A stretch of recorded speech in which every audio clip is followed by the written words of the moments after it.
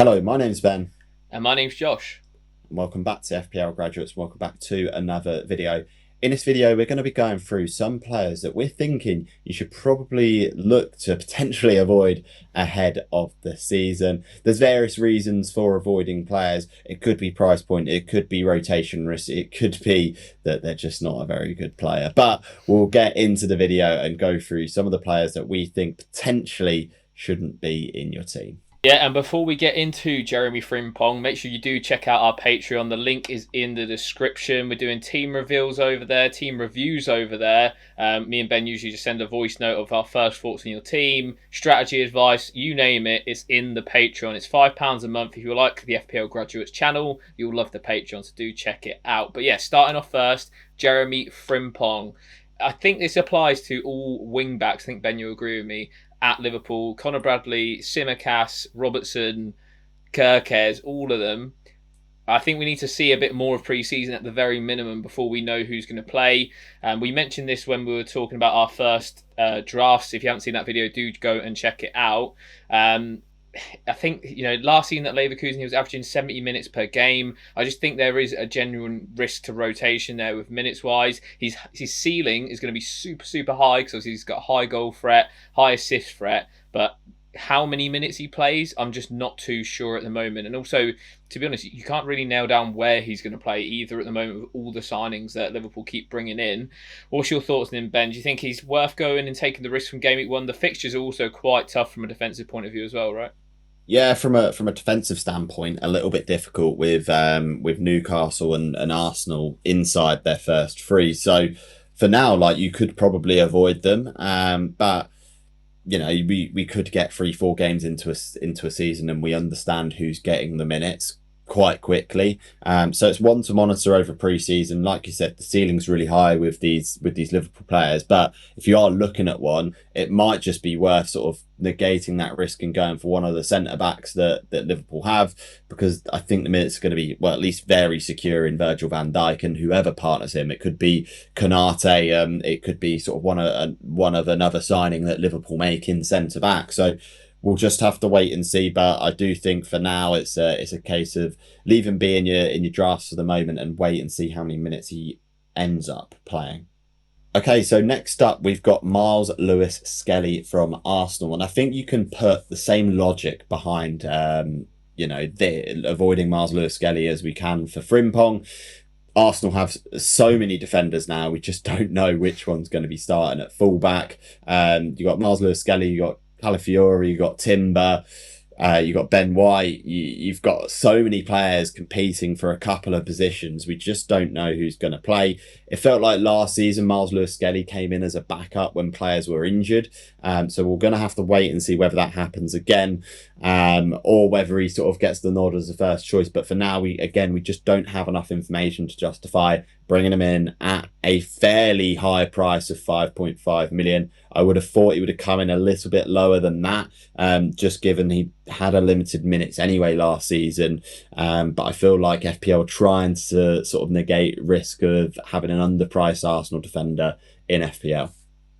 Yeah, I definitely agree. I think obviously same price you can get David Raya, point 0.5 you can get Saliba and Gabriel, who both are going to be absolutely nailed. So yeah, I think this one's more of that minutes risk of not necessarily knowing for certain that he starts. I do feel like he will start the season, but there's just that level of risk when Calafiori, was signed last summer for big money and has been hit by injuries. So this could be a sort of a fresh start for him and that left back role.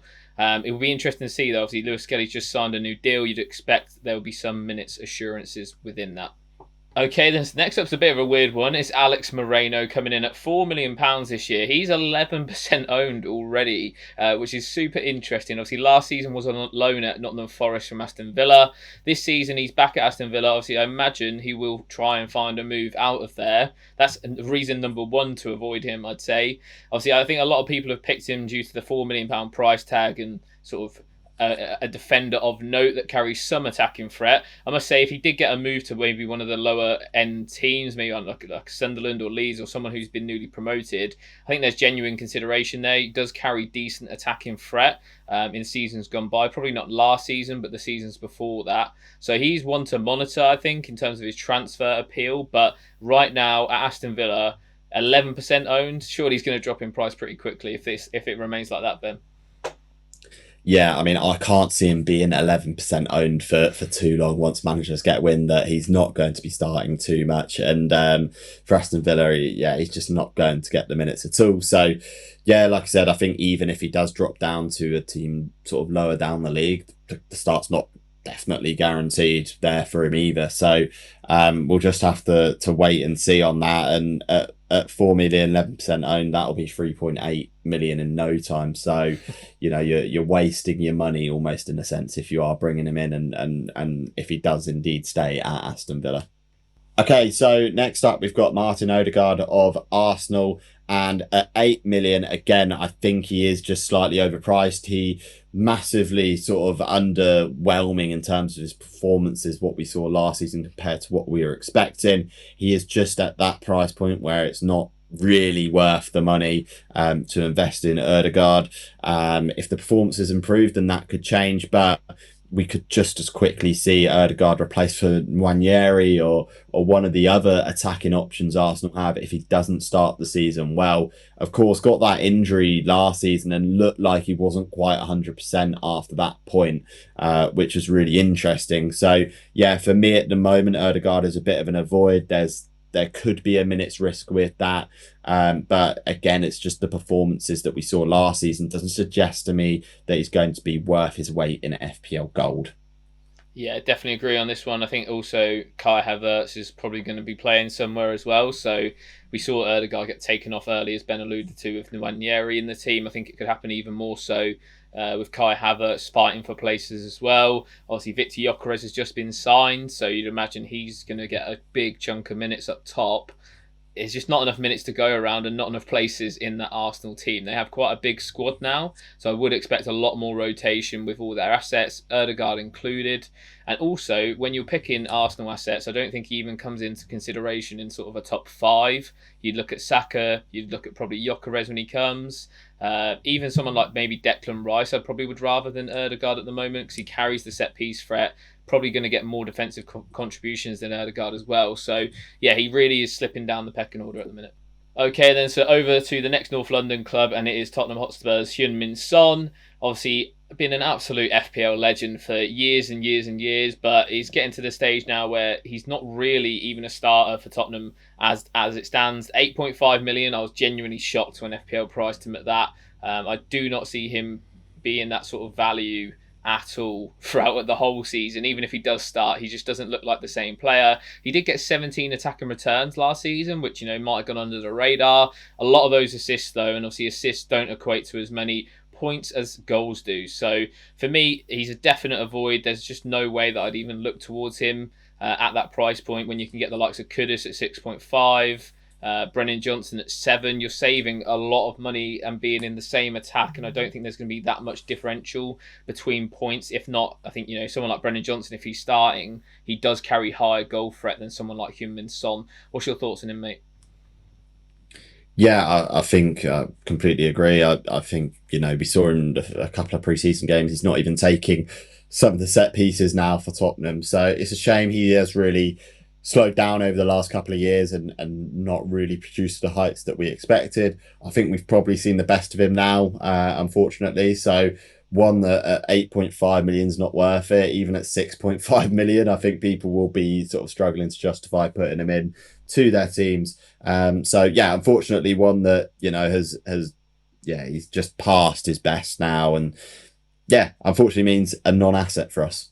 Okay, so next up is Ryan Cherky from Manchester City. At 6.5 million on the face of it, he doesn't look too bad a value. However, 11% of managers have gone for him. I do think he's a massive minutes risk going into this season. We haven't seen any run of games where Cherky's played loads of minutes in a City shirt. So, yeah, I think Pep from last season will trust those that got the high majority of minutes, Marmoush, etc. And there's just not enough minutes to go around the squad. Like Josh said, with Arsenal, City are the same. They've signed a lot of players. They've got a lot of competition for places. And I don't think Cherky, unfortunately, is going to get a run of games at the start of the season. we've seen this with Pep before, where he's signed new players and he's not given them a run of games for a little while, and let them bed into the team a little bit. I think we'll see the same with Shirky. So unfortunately for me, he's going to be an avoid. Josh, any sort of further comments on Ryan Shirky? I don't think it just applies to him. I think it applies to pretty much all the City midfielders. I just don't know who would be their best midfield at the moment. With the signings of Reinders, Shirky, they still got Savinho, Doku, Oscar Bob, Phil Foden, Marmouche. Like the list is literally endless.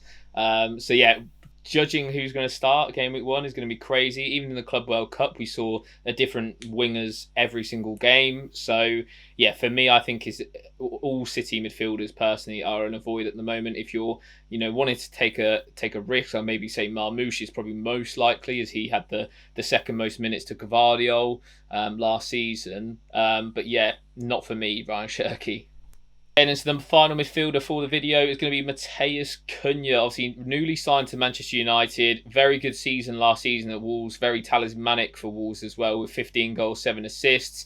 Really, really sort of low XG compared to goals. He just seemed to score bangers all the time last year in FPL. Obviously, with United, 2 new signings in attack, they're going to take some time to get together. One of the bonuses I think about, well, not just Man United, but also Bournemouth, Everton and West Ham, is that we get to see them play each other in the summer, in the pre-season, in the summer series, which is nice. We don't usually see teams face similar opposition that they're going to face in the Premier League, so that'll be a good inkling to see how they do. But even still, with the fixtures that they've got to start, game week 4, Man United face Manchester City as well, and I think in game week 5 they might face Chelsea as well. So the starting run is not great. Obviously, the Burnley at home fixture is ideal, but I don't think he's worth bringing in just for that one fixture. What's your thoughts, Ben? Yeah, I think the fixtures to start the season just suggest that you need to wait and see on all Manchester United assets.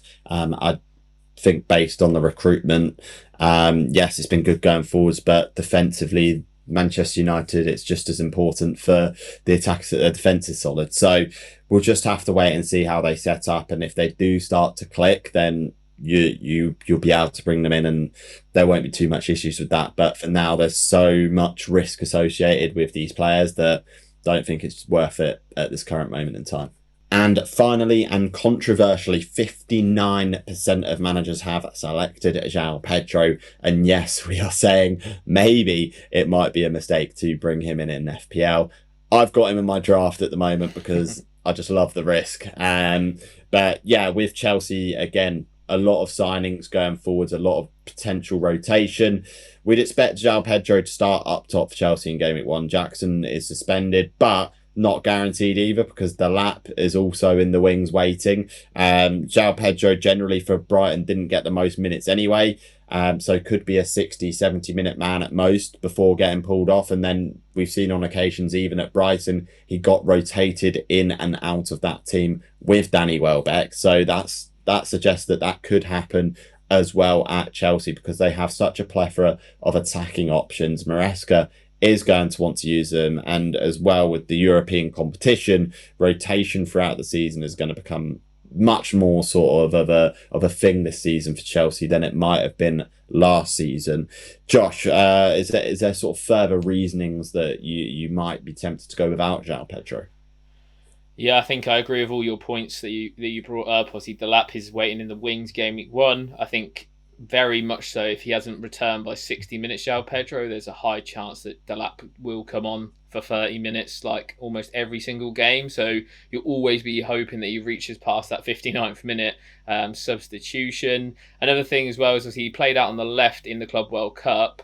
Obviously, now Chelsea have signed Gittins. They're on the way to sign Xavi Simons as well, who can play out there. Like the positions are becoming a lot more limited where Pedro can play. It's just going to be sort of that forward spot, and I think there will be a lot of rotation with him and Delap in that spot as they're both newly signed. Obviously, Nicholas Jackson as well, I think will still be there. Obviously, he's linked with a move away, but they're asking for a lot of money. So between those 3 guys, I just think all of them are probably an avoid at the moment. Okay, then, so there are players to avoid for game week 1. Let us know if you disagree. I'm sure a few of you will disagree with that João Pedro shout at the end. Let us know in the comments. Yeah, absolutely. And as always, please remember to like, comment, and subscribe to the FPL graduates for our pre-season content. As usual, I've been Ben, I've been Josh. and we'll see you guys Next time. Have a good pre-season, everyone. But I'm not going down with you. So you may rise, but you'll never make me wanna stick around you.